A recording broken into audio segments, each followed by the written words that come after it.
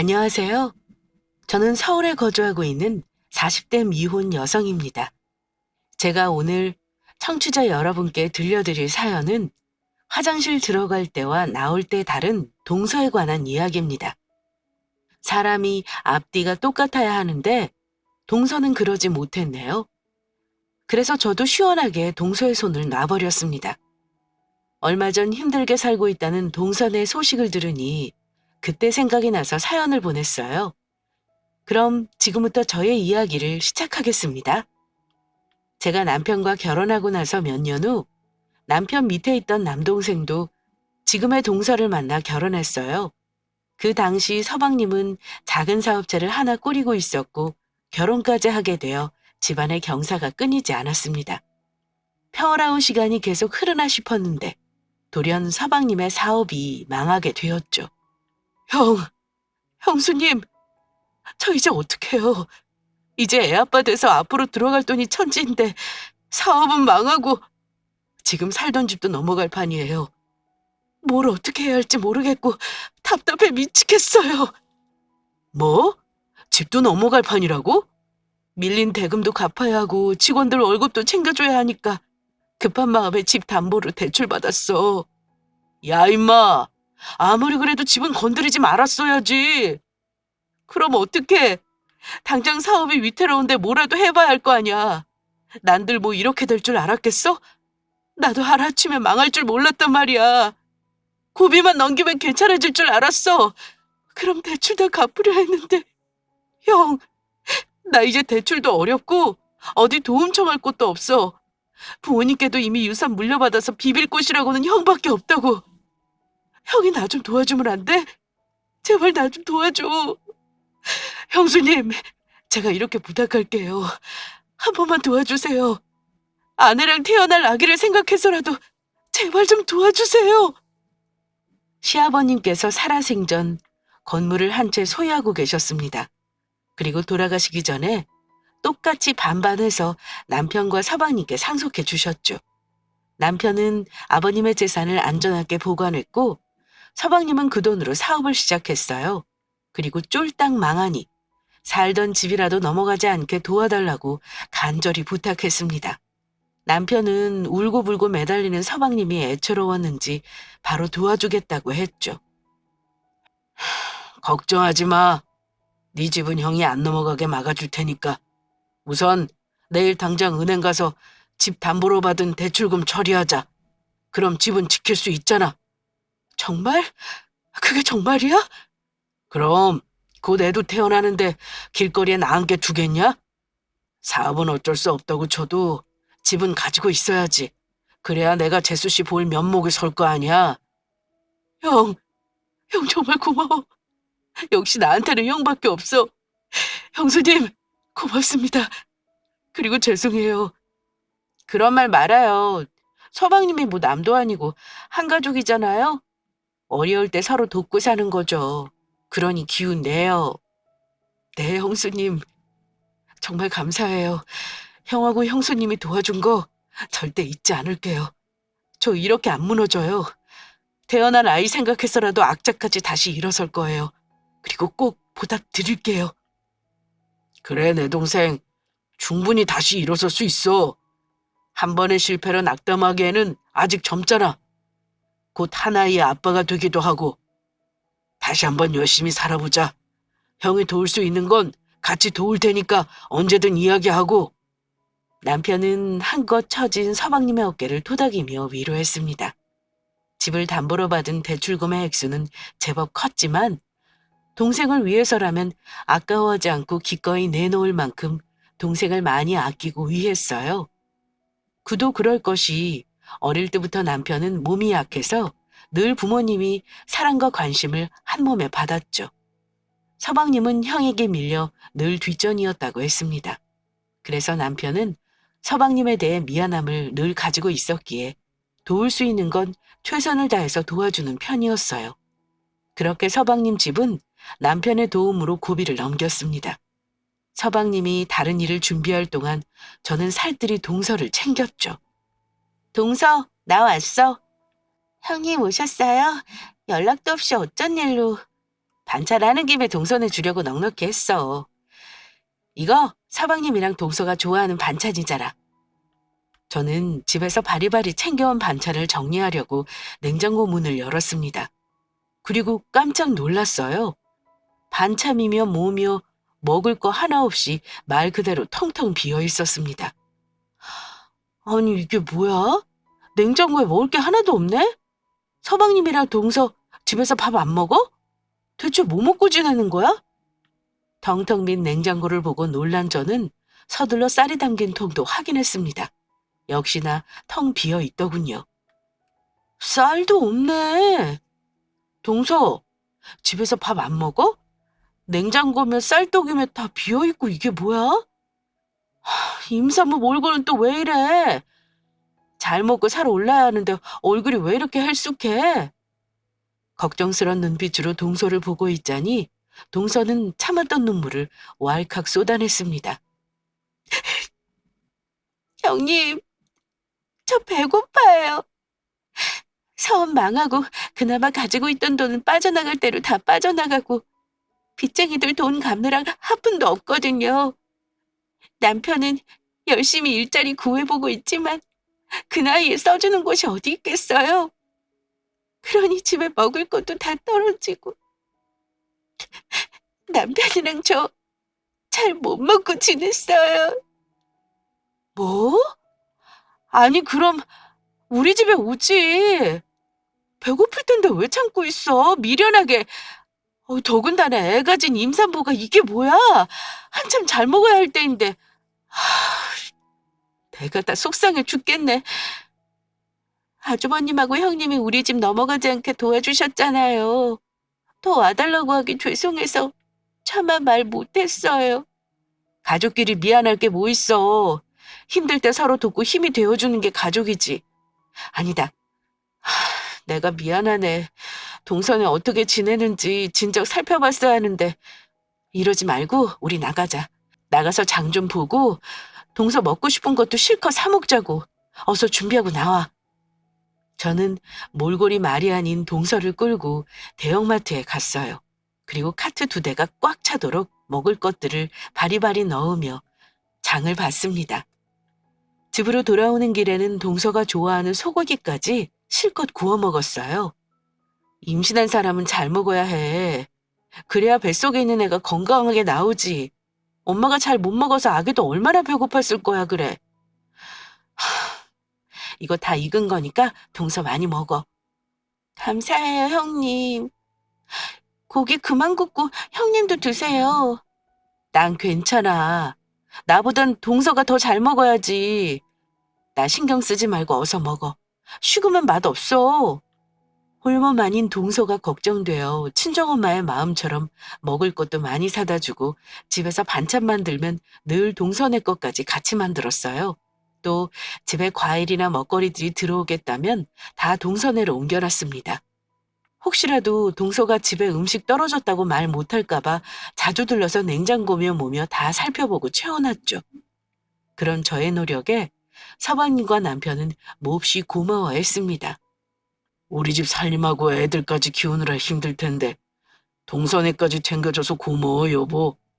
으이, 별것도 아닌데 고맙기는. 맞아요 형수님. 정말 감사해요. 집 넘어간 것도 도와주시고 이렇게 아내까지 정성스럽게 챙겨주셔서 정말 감사합니다. 제가 얼른 성공해서 이 빚을 다 갚아야 할 텐데 계속 이 모양이라 얼굴 볼 면목이 없네요. 서방님, 어깨 펴요. 금방 일어나서 성공하면 이 세상에 힘든 사람 하나 없어요. 다 시간이 걸리는 법이니까 기죽지 말고 당당하게 어깨 펴고 살아요. 내가 고생하는 건 하나도 없으니까 동서는 내 친동생 같아서 더 마음이 가요. 그래서 더 잘 챙겨주고 싶고 동서는 내가 잘 챙길 테니 서방님은 서방님만 생각해요. 알았죠? 솔직히 제 집 살림하면서 동서 챙기는 게 쉽지만은 않았어요. 말 그대로 시간과 정성을 쏟아야 했습니다. 특히나 임산부라 제가 챙겨야 할 건 참 많았어요. 하지만 힘든 티 한 번 내지 않았습니다. 저를 볼 때마다 미안해하는 남편과 서방님에게 마음의 짐을 덜어주고 싶었어요. 또 친동생 또래인 동서가 임신해서 고생하는 모습을 보니 제 친동생 같아서 더 마음이 움직였습니다. 그리고 만삭이 된 동시에 건강한 아이를 출산했어요. 여자는 아이 낳고 몸조리를 잘해야 하는데 여유가 없는 동서네가 걱정되어 서방님께 먼저 봉투를 건넸습니다. 서방님, 이거 받아요. 이거 뭐예요, 형수님? 봉투를 열어 돈을 확인한 서방님은 놀란 표정을 지었습니다. 동서 애 낳잖아요. 여자는 애 낳고 몸조리 잘해줘야 되니까 병원비랑 산후조리원 비용 대략 넣었어요. 이걸로 병원비 다 해결해요? 형수님, 이렇게까지 안 해주셔도 되는데 사실 병원비가 많이 나와서 퇴원하고 집에서 몸조리 하려 했어요. 몸조리를 어떻게 집에서 해요? 동서 친정엄마도 안 계시는데 누가 옆에서 챙겨주려고요. 그냥 이 돈으로 산후조리원에 넉넉히 있다가 퇴원하게 해요. 엄마가 몸을 빨리 회복해야 젖도 잘 나오고 애한테 좋지. 부담스러워하지 말고 내 말대로 해요. 알겠죠? 아무래도 많이 나오는 병원비를 부담스러워하겠다 싶어서 준비한 돈이었고 서방님은 눈물을 글썽이며 고마워했습니다. 처음에는 너무 도움을 많이 받아서 못 받겠다며 주저했지만 동서 몸조리하는 것만 생각하라며 주머니에 넣어줬어요. 서방님은 결국 눈물을 쏟으며 정말 감사하다고 나중에 다 갚을 테니 조금만 기다려달라며 웃어 보였습니다. 저와 남편은 그런 서방님의 어깨를 다독이며 힘을 보탰어요. 그리고 며칠 후 병원에 있는 동서가 몸조리 잘하고 있나 걱정되어 찾아갔더니 퇴원했다더군요. 놀라서 부랴부랴 동서 집을 찾아갔습니다. 아니 동서, 병원에서 몸조리 해야 할 사람이 퇴원하면 어떡해? 기어이 집에서 몸조리 하려고 퇴원한 거야? 네, 형님. 아무래도 생각해도 금액이 너무 커서요. 그 돈이면 우리 집에 들어갈 돈으로 사용하면 좋을 것 같아서요. 남편은 안 된다고 했는데 제가 남편한테 그렇게 하자고 졸랐어요. 집에서 푹 쉬면 되죠, 뭐. 집에서 몸조리 하는 사람들도 많잖아요. 집이랑 병원이랑 같아? 옆에 누가 있는 사람들이나 집에서 몸조리 하는 거지. 동서는 그런 게 아니잖아. 혼자 애 돌보면서 어떻게 몸조리 하려고. 여자한테 이 시기가 얼마나 중요한데.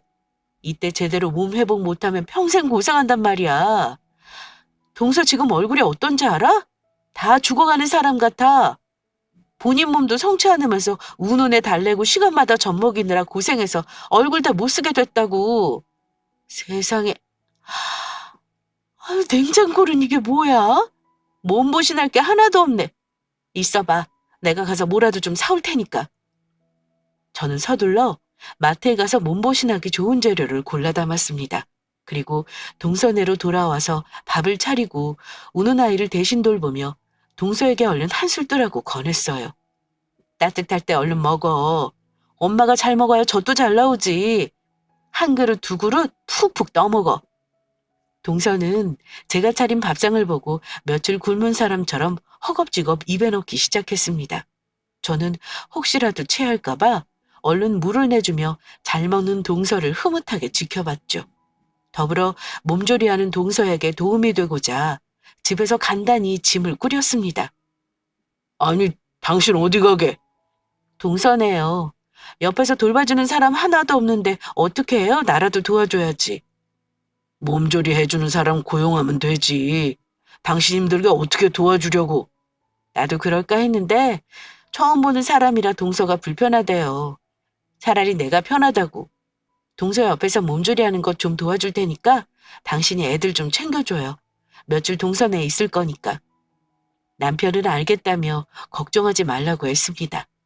그러면서 제게 계속 미안하고 고맙다고 했어요.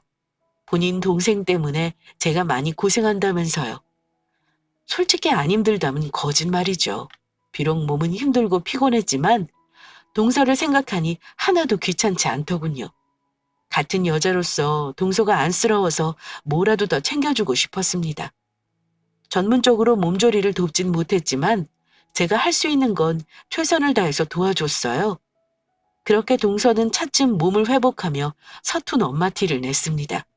저는 친정엄마처럼 젖병 소독하는 방법이며 기저귀 가는 거, 젖 먹이고 트름시키는 것 등등 하나하나 챙겨주며 알려줬죠. 동서의 몸조리가 끝난 뒤로도 저는 계속해서 동서를 챙기며 도와줬습니다. 정말 오랜 시간을요. 그러던 어느 날 동서가 우리 집을 찾아왔습니다. 형님, 죄송하지만 아이 좀 봐주실 수 있을까요? 어? 아니 왜? 무슨 일 있어? 몸도 다 회복했는데 언제까지 이러고 있을 수는 없잖아요. 남편은 저랑 아이 책임지겠다고 고생하는데 저도 남편을 도와야죠.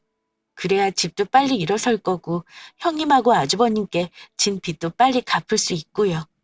그런데 아이 때문에 제가 마음 편히 나갈 수가 없네요.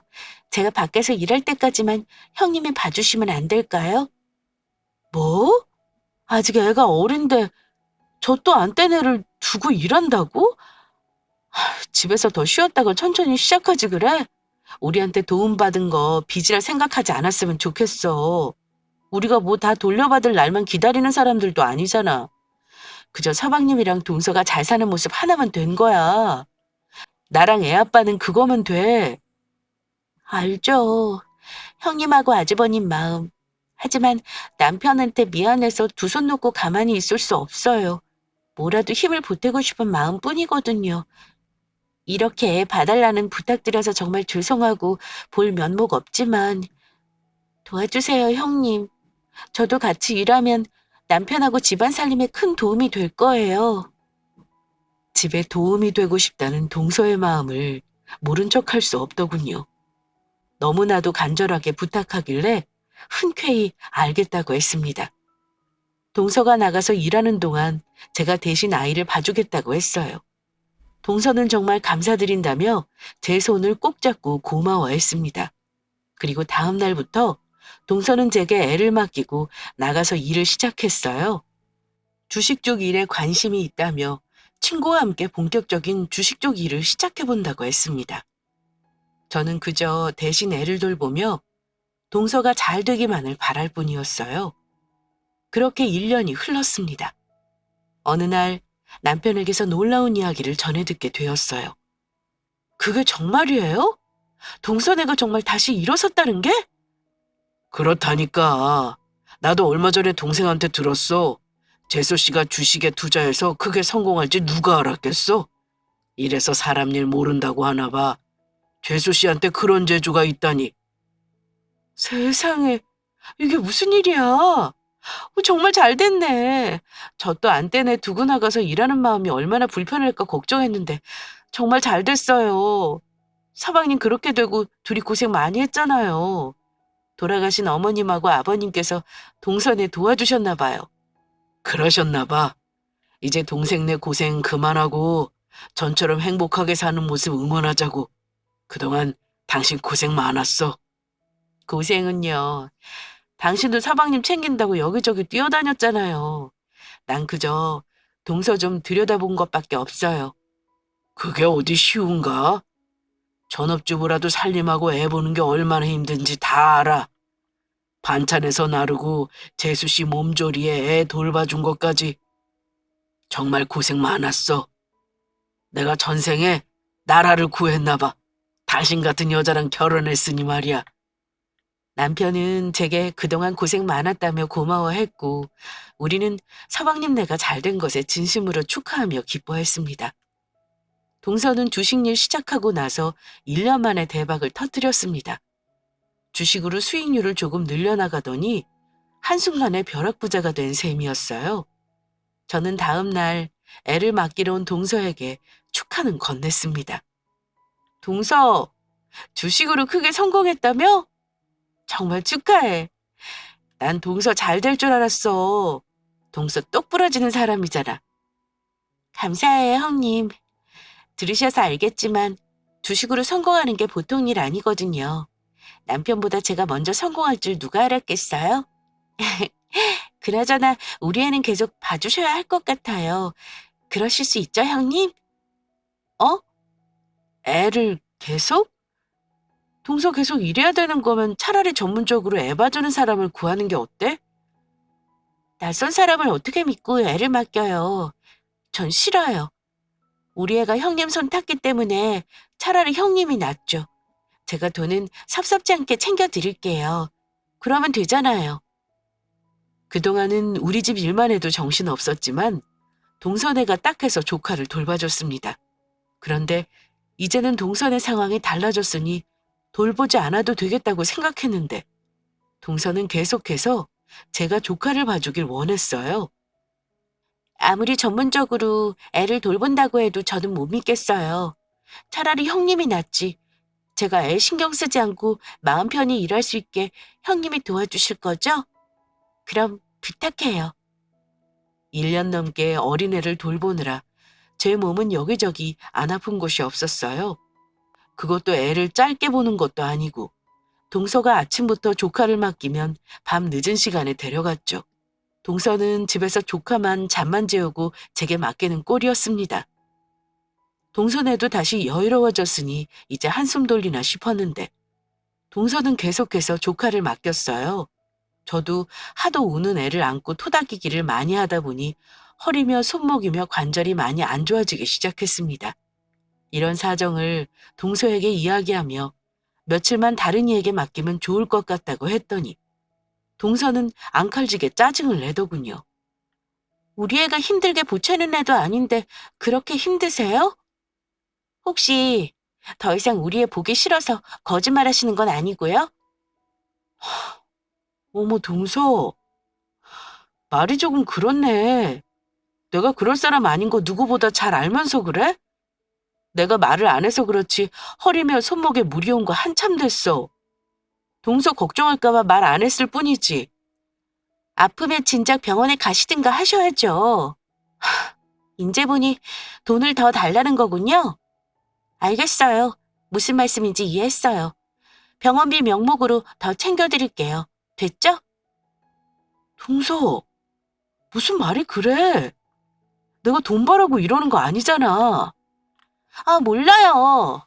저 요즘 일 때문에 정신없고 바쁜 거 몰라요? 형님은 아직도 제가 한가하게 집에서 노는 사람인 줄 아나 본데 저 예전과 달라요. 몸이 10개라도 부족할 지경이라고요. 시간이 금인 사람에게 애 보는 걸로 힘 빠지게 하지 마세요. 돈은 얼마든지 드릴 테니까 그럼 우리 애 잘 부탁드려요. 힘들다는 제 말에 콧방귀를 끼며 돈으로 때우려는 동서. 저는 허리며 손목의 통증이 극심했지만 하는 수 없이 계속 조카를 돌봐야 했습니다. 조카를 돌보는 건 계속 힘에 부쳤지만 가장 힘들었던 건 동서였어요. 형님, 우리 애가 왜 이렇게 울어요? 얼굴 피부에 뭐가 나는지 빨갛게 일어난 것 같고 혹시 울고 귀찮게 군다고 애 때리는 건 아니죠? 동서, 말이 되는 소리를 해. 내가 그럴 사람이야? 잘 있다가도 우는 게 애지. 더군다나 지금 졸려서 잠 때부리느라고 우는 거고. 제대로 손 탔는지 안고 토닥이게 해주지 않으면 통잠이 들지 않아서 손목이 나만하질 않는다고. 그래서 돈 드리잖아요. 애 봐주는 거로 큰 돈을 드리는데 당연히 받은 만큼 해주셔야죠. 참, 애 본인은 제가 말한 대로 해주시는 거죠? 모든 최고급으로 사용해야 해요. 우리 애는 까다로워서 싸구려는 어림도 없다고요. 참, 기저귀는 수면으로 사용하시는 거죠? 동서, 안 그래도 기저귀 말이야. 내가 어떻게 일일이 손빨래해서 사용해? 집안이라고 애 보는 것도 몸이 부족할 지경인데 어느 세월에 세탁해서 다림질까지 해. 그냥 일반 기저귀 쓰면 되잖아. 요즘 나온 기저귀들도 다 좋구먼. 형님, 아까 말씀드렸잖아요. 우리 애는 예민해서 안 된다고요. 피부가 얼마나 약한데 일반 기저귀를 사용해요? 아무리 기저귀가 잘 나와도 순면으로 된 천만 하겠어요? 인위적으로 만든 게 뭐 얼마나 좋다고. 애 피부에 안 좋으니까 천으로 된 거 사용하세요. 아시겠죠? 동서는 제가 무슨 애 돌봐주는 도움이라도 된 듯 굴었습니다. 이 시대에 순면으로 된 천을 기저귀로 사용하는 집이 몇이나 된다고요. 그게 아이한테 더 좋은 건 알지만 솔직히 제가 집에서 놀고 먹는 사람도 아니고 너무 힘에 부치더군요. 말도 안 되는 억지로 사람을 들들 볶는데 견디기 힘들었어요. 그뿐만이 아니에요. 하루에도 몇 번씩 전화해서 아이 상태를 묻는 등 중간중간 애가 잘 있는지 사진까지 찍어서 보내줘야 했습니다. 하루는 애가 계속 울고 보채길래 없고 아파트 동네를 한 바퀴 도는데 어디서 동서 목소리가 들리더군요. 나 지금 애 데리러 가는 길이야. 형님네. 뭐? 고마울 게 뭐 있어. 돈 다 줄 건데. 내가 공짜로 애 돌보라고 하는 것도 아니고 돈 받으려면 그만큼 몫은 해야지. 아무튼 호구 같은 형님 때문에 요즘 편해 죽겠다니까. 전문적으로 애 돌보는 사람 구하려면 돈이 한두 푼 드는 줄 아니? 착해 빠진 건지 바보 같은 건지 내 말이라면 껌뻑 죽는다니까. 하여간 마음 편히 부려먹기 딱 좋은 사람이야. 그러니까 내가 맨날 애 맡기고 놀러 다니는 거 아니겠니? 뭐 돈? 미쳤어? 당연히 안 주지. 우선 준다고 밑밥 깔아놓은 거야. 돈 아깝게 주기는 뭘 줘? 그 돈으로 차라리 다른 데 쓰고 말지. 동서는 뒤에서 제가 듣고 있는 줄도 모르고 신나게 통화하며 아파트 안으로 들어갔습니다. 저는 믿기 힘든 말에 멍해서 그 자리에서 굳어버렸죠. 두 귀로 듣고도 믿기 힘들 만큼 엄청난 충격이라 두 발은 쉽사리 떨어지지 않더군요. 한참을 넋낭한 사람처럼 서 있는데 동서한테 전화가 왔습니다. 형님, 지금 어디예요? 지금 밤 공기가 차가운데 이 시간에 애 데리고 어딜 나가신 거예요? 그러다 우리 애 감기라도 들면 어쩌려고. 진짜 내가 미쳐. 빨리 애 데리고 들어오세요. 전화로 온갖 짜증을 다 낸 동서는 빨리 들어오라며 전화를 끊었습니다. 저는 전화를 끊고 복잡한 심경으로 집으로 들어갔죠. 문을 열고 들어가니 팔짱을 낀 채 저를 기다리고 있는 동서가 보였습니다. 도대체 이 늦은 시간에 나가신 이유가 뭐예요? 우리 애가 얼마나 약한데. 이라도 아프기라도 하면 형님이 책임질 거예요? 혹시라도 우리 애 아프면 그만큼 드리는 돈에서 제외할 테니 그리 아세요. 제 등에 업힌 아이를 거칠게 빼앗아가더군요. 뒤돌아가는 동서의 뒷모습을 보는데 머리부터 발끝까지 명품으로 둘러싸인 동서가 보였습니다. 반면 제 허름한 옷이 거울에 비쳤어요. 애 토 자국이며 김치 국물까지 말이죠. 너무나도 비참한 모습에 눈물이 흘렀습니다. 그렇게 희생하며 동서를 도와줬는데 이 꼴이 그 결과라니.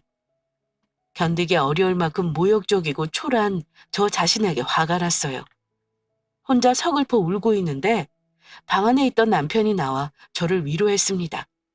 그간 남편도 동서가 저를 막대하고 있다는 걸 알고 있었죠. 이날은 남편의 위로를 받으며 참으로 우울하게 보냈습니다. 그리고 저는 더 이상 조카를 돌봐주지 않기로 결심했어요. 동서에게 앞으로 조카 못 봐주니 오지 말라고 문자를 남겼습니다. 그러자 동서가 잔뜩 뿔이 나서 애를 안고 집에 왔어요. 형님, 이런 법이 어디 있어요? 갑자기 하루아침에 애를 못 봐주겠다니요. 그럼 저더러 어쩌라고요? 일하지 말란 소리예요?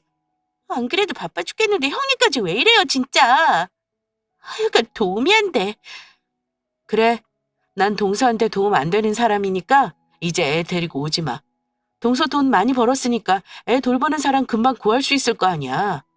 지금 당장 어떻게 구하려고요, 형님? 책임감이 왜 이렇게 없어요? 우리 애가 순한 편이어서 돌보는 게 힘들지도 않을 텐데 하나뿐인 동서를 위해서 돌봐주지도 못해요? 응, 갑자기 못하겠다고 한 건 미안하지만 더는 못 돌보겠어. 왜요? 허리하고 손목 아파서요? 이런 식으로 돈 더 받으려는 속셈이신가 본데 꿈 깨세요. 이런다고 내가 돈 더 쳐줄 것 같아요? 어림도 없지.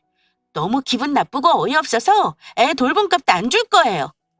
어차피 줄 생각 아니었잖아. 뭐라고요? 나 어제 동서가 전화로 하는 말 다 들었어. 어차피 줄 생각 없는 것 같은데 돈 이야기 꺼내서 뭐해? 그리고 내가 그 돈 안 받는다고 죽을 처지는 아니잖아. 난 돈 보고 애 돌봐준 적 한 번도 없어. 다 동서 생각해서 도와준 거였지. 동서가 돈 봉투 건네도 받을 생각 눈꼽만큼도 없었다고. 그런데 동서는 어쩜 그리 말할 수 있니? 나 너무 서운하고 배신감 들더라. 뭐야, 전화는 또 언제 들었대? 왜 남의 통화를 엿듣고 그래요? 엿듣고 싶어서 들은 거 아니야.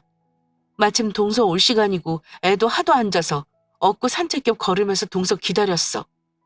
그런데 동서 목소리가 좀 커야지. 온 동네가 떠나가게 깔깔 웃으면서 내 이야기하는데 어떻게 안 들을 수 있어? 아, 그래서 지금 기분 나쁘다고 애 안 봐준다는 거예요? 형님 그렇게 안 봤는데 속 되게 좁네요. 친한 친구한테 뭔 말을 못해요. 이런저런 말로 떠들다 보면 마음에 없는 소리도 할 수 있는 거지. 글쎄, 마음에도 없는 소리가 아닌 것 같은데 어제 동서 말 듣고 정신이 번쩍 들더라. 내가 뭐하고 있는 건가 싶으면서 초라한 모습에 비참하기까지 했어.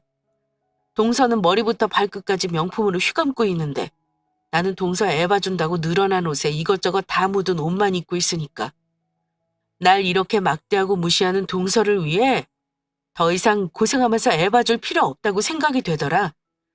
그래서 이제 애 못 돌봐주겠어. 그러니까 동서가 알아서 해. 당분간은 동서 얼굴 볼 마음도 없으니까 우리 집에 오지 않았으면 좋겠네. 형님, 지금 뭐 하시는 거예요? 다 큰 어른이 고작 그거 가지고 삐져서 시위하는 거예요? 진짜 유치해서 못 봐주겠네. 웃겨, 진짜. 형님 아니면 애 봐줄 사람 하나 없으려고요? 제가 말했죠? 저 이제 옛날에 제가 아니라고? 지질이 궁상 맞던 그때의 제가 아니라고요. 돈도 많은데 형님보다 애 더 잘 봐줄 사람 하나 못 구해야겠어요? 안 그래도 형님은 전문적이지도 않고 비위생적으로 애 돌보는 거 마음에 안 들었어요. 순 옛날 할머니처럼 돌보니까 애 맡기기도 꺼림칙했다고요. 차라리 잘 됐네. 이 기회에 돈 더 주고 다른 사람 구하면 되니까. 돈 좀 아껴보려고 형님한테 맡긴 것뿐이니까 착각하지 마세요. 형님 아니면 제가 발 동동 구를 줄 알고요. 힘들 때 도와줬다고 유세 좀 떨지 말라고요. 무슨 작성이라도 했는지 동선인 있는 말 없는 말 가리지 않고 제게 막 쏟아냈습니다. 제가 왜 더 이상 애를 못 보는지 그 이유를 들었음에도 뻔뻔하게 되려 화를 내면서요. 이때 동서가 어떤 사람인지 확실하게 알겠더군요. 오만정이 다 떨어지면서 그동안 내가 바보 같은 짓을 했다는 걸 깨달았습니다. 멍청하게 헛고생만 한 거였어요. 다신 동서를 안 볼 생각으로 선을 그어야겠다 싶었는데 그 순간 방 안에서 듣고 있던 남편이 문을 벌컥 열고 나와 불같이 화를 냈습니다. 그게 무슨 말이야? 재수 씨, 지금 말 다 했어요? 사람이 염치가 있어야지. 그동안 이 사람이 재수 씨 도와준 게 얼만데 그따위 말을 뱉을 수 있냐고. 재수 씨 한참 배불러서 힘들어하고 있을 때 우리 아내가 얼마나 지극정성으로 챙겨줬어요? 반찬에서 나르고 사다 먹이까지 했어. 그뿐이야? 애 낳고 몸조리 누가 도와줬는데?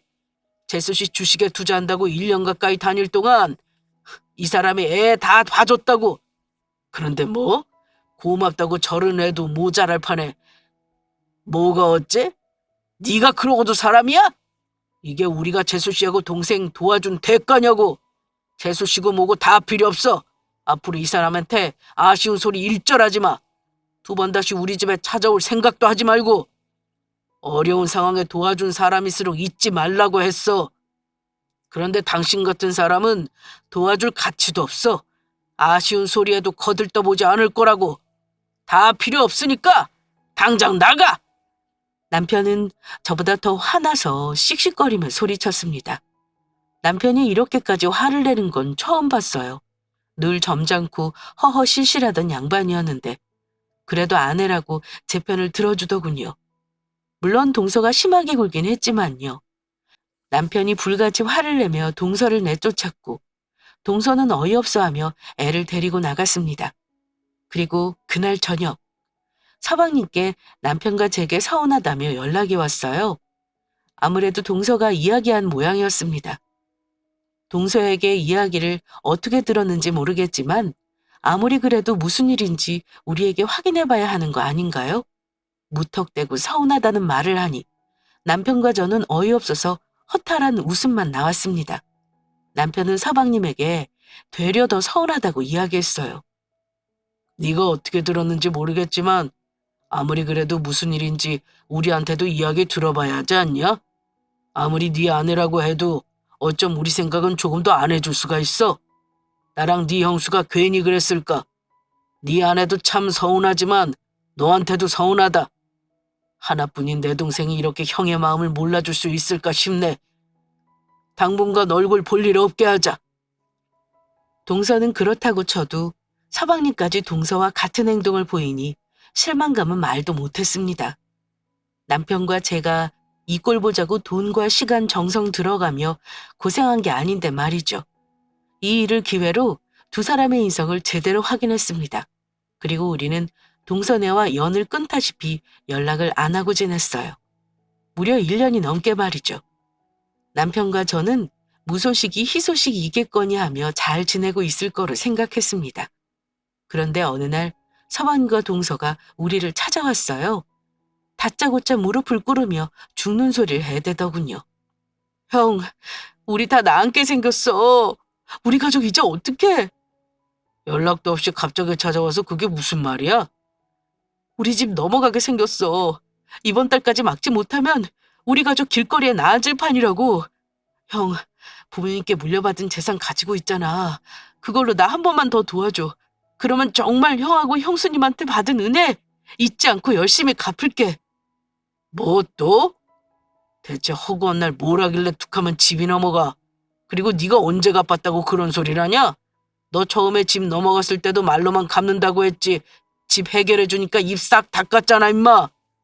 그래도 난 너한테 한마디 안 했다. 내 동생이니까 애초에 받을 생각 안 하고 해준 돈이야. 너한테 돈 안 돌려받아도 상관없지만 마음은 그게 아니지. 사람이 도움을 받았으면 고마워야 할 줄 알아야 하는 거 아니냐? 우리가 뭐 대단한 걸 바래? 적어도 네 형수한테만큼은 그러지 말았어야지. 그건 미안해 형. 안 그래도 형한테 잘못했다고 연락하려고 했어. 당신 뭐해? 빨리 형수님한테 죄송하다고 사과드리지 않고. 동서는 눈치를 살피더니 제 앞에 와서 무릎을 꿇었습니다. 그리고 엉엉 울면서 죄송하다고 사과하더군요.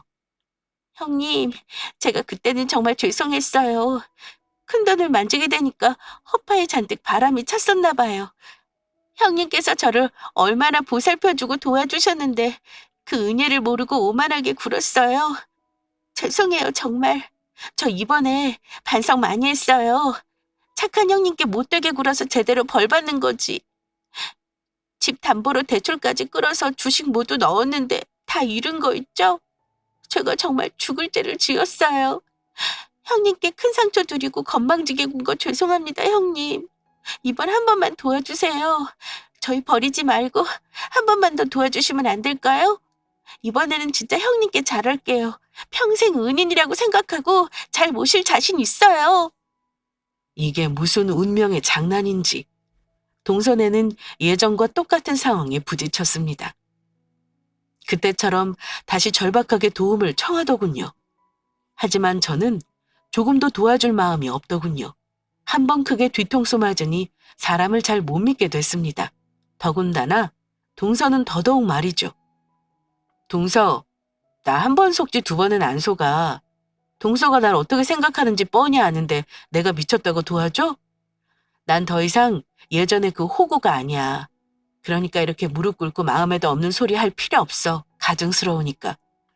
동서가 내게 정말 미안했다면 진작 가서 사과했겠지.